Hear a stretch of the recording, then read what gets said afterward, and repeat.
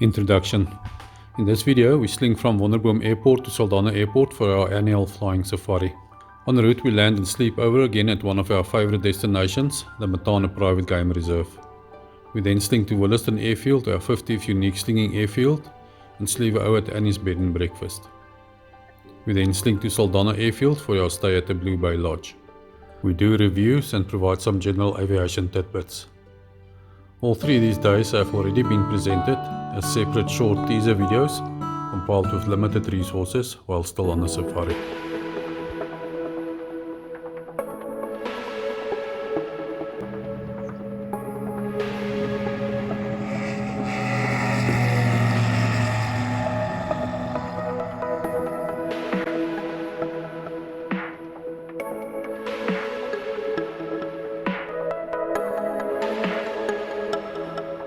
Planning.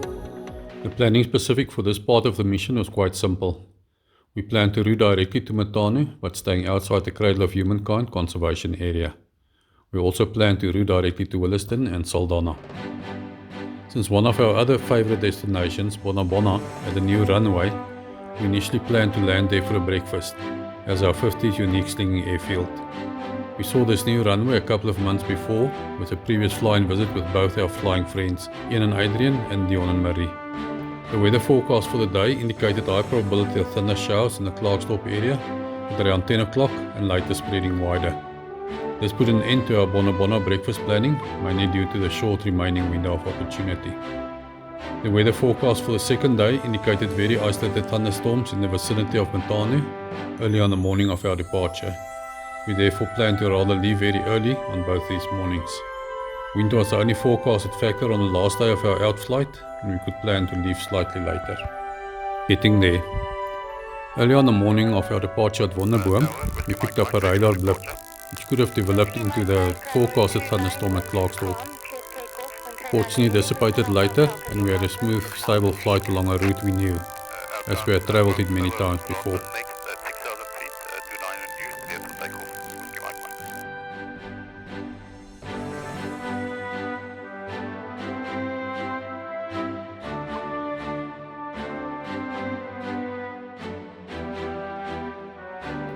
As we passed over at Bona, some other sling acquaintances landed there for breakfast, and we almost changed our plans again to join them. Our window of opportunity was, however, just too tight to descend from our flight level 085.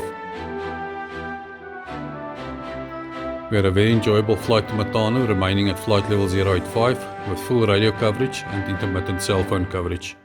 The satellite tracking worked well. Whiskey Mike, report next up in Christiana. Christiana next, Whiskey Mike. Makwasi. Information, Bravo Sierra Victor, can we get a first Charlie check on the score 6777 please, Bravo Sierra Victor? Bravo Sierra Victor, you are ready. Het ons al die pad hier met die kar gery.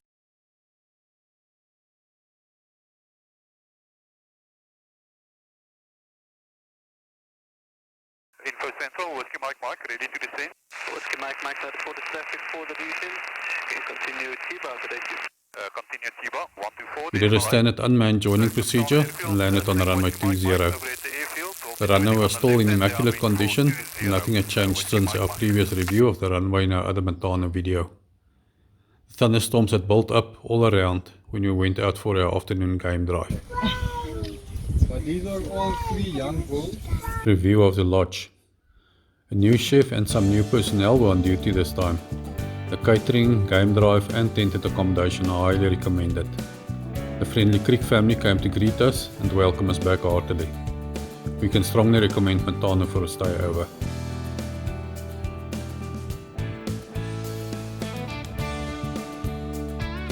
We woke up the next morning to light rain and some surrounding thunderstorms as forecasted. We skipped breakfast to get out before the thunderstorms could develop further. The game ranger Wynand took us straight to the airfield. I pushed my personal safety minima with the decision to take off on runway 02 amidst the surrounding thunderstorms, as there was a sufficient clearing between the thunderstorms on our planned route.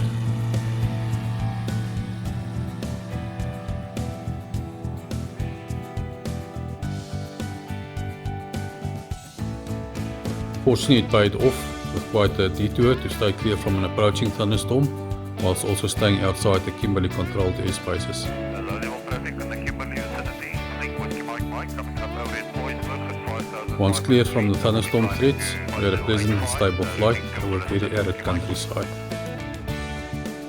Joburg Info Central, Zulu Uniform, Whiskey Mike, good morning. Whiskey Mike, go ahead. Whiskey Mike, aircraft type Sling, 2 on board, 4 hours endurance, routing from Mattanu Private Game Reserve close to Kimberley to Williston, climbing through flight level 82 and 85 on request, coming up to Salt Lake, Whiskey Mike.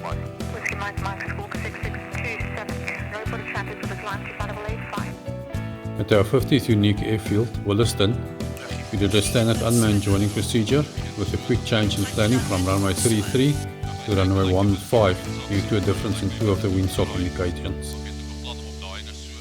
Review of the runways. Runway 1533 is 1,000 meter long by 19 meter wide, and runway 0523 is 1,280 meters long by 19 meters wide, both at 3,485 feet altitude with rough gravel surfaces. There are windsocks at all the thresholds. There is a parking area at the 15 threshold and a half-bolt hangar for overnight parking. This is a municipal field taken over by Neville Wright, who was extremely friendly and helpful with our planning. Unfortunately, Neville was away at the time of our visit and we were not able to meet him. Anna-Marie from Annie's Bed and Breakfast and her son Tiens came to fetch us at the airfield and drove us to the bed and breakfast. After settling into our room, Anna-Marie served tea on the porch and her husband Tom Dion joined us. Later they took us down to the local Mana restaurant. This is a lovely restaurant offering a wide selection of dishes. Service was friendly and both our lamb dishes were delicious. As everything in Williston is close by, we decided to take a stroll back to Annie's Bed and Breakfast. We took a detour to see and walk the labyrinth that Tiens and a friend had created in the church gardens. The church is an old sandstone building, but it was unfortunately locked. Low clouds were forecasted for the next morning early at Saldana, with strong winds later in the day. We had to find a balanced window of opportunity between the low clouds and the strong coastal wind. We can recommend a stay over at Annie's and definitely a meal or two at Mana's. Such warm and friendly hospitality in their home. Our room had an en-suite bathroom and a private entrance. We were able to fill up with 50 litres of Mogas fuel obtained in town instead of fueling with F-gas at Matano. We had one of our most unorganized preparations and eventually took off from runway 33 with a number of spectators who came to see the swing. Kinders, ons kom afsien saam met die gastehuis by 'n nasionale Low level traffic in the We had a very stable flight with beautiful Cedarburg mountainous scenery later on. climbing through 4,500 feet to flight level 085, routing to Saldana, Whiskey Mike. Cape Town Information West, Zulu Uniform, Whiskey Mike, good morning. Whiskey Mike, information today, go ahead. Whiskey Mike, we're on a flight from Williston to Saldana Bay, aircraft type Sling, 2 on board, about 6 hours endurance, flight level on request is 085, Whiskey Mike.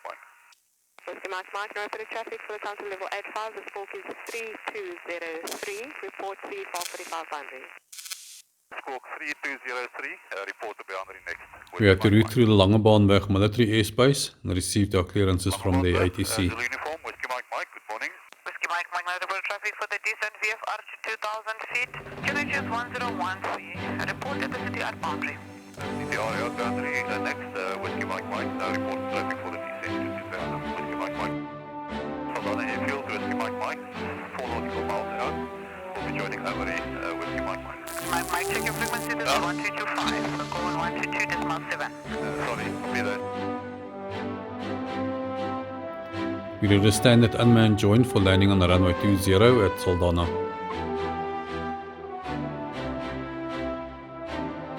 Saldana traffic to Whiskey Mike, final, 420. Due to some lazy feet on the rudder in the strong crosswind, we had to do a go-around. This go-around was the first in 5 years. The runway is 1,422 meters long by 25 meters wide at 50 feet altitude with an asphalt surface. Runway lights are available. Just a tip, just make sure beforehand that there is no drag racing planned on the runway on your arrival. A big parking area is available at the 20 threshold with constant supervision by the friendly and helpful on-site manager Johan Vrodeman. Although there are many hangars at Saldana, we could not secure one for our stay. The one windsock is close to the 20 threshold on the western side of the runway, with another one at the northern hangars next to the parking area, and another one on the western side almost at the midpoint of the runway. After anchoring the airplane in the big parking area, we took possession of our rental car, delivered from Bidwest in Vredenburg. We spent the next couple of days at Blue Bay Lodge, situated right on the beach in Saldana Bay. Thank you, Father God, for a safe and enjoyable journey.